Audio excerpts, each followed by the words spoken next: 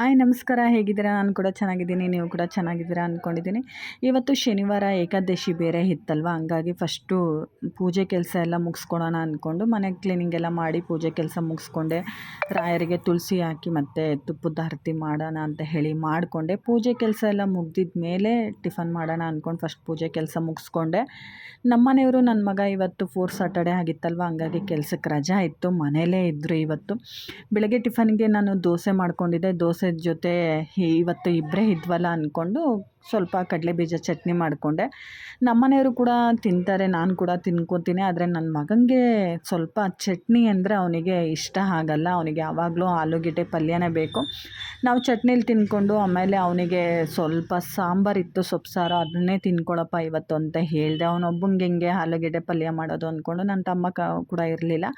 ಅವನಿಗೆ ಸೊಪ್ಪು ಸಾರಲ್ಲಿ ಕೊಟ್ಟು. ಇವತ್ತಿನ ವಿಡಿಯೋ ಇದಾಗಿತ್ತು. ಇಷ್ಟ ಆಗಿದ್ರೆ ಒಂದು ಲೈಕ್ ಮಾಡಿ.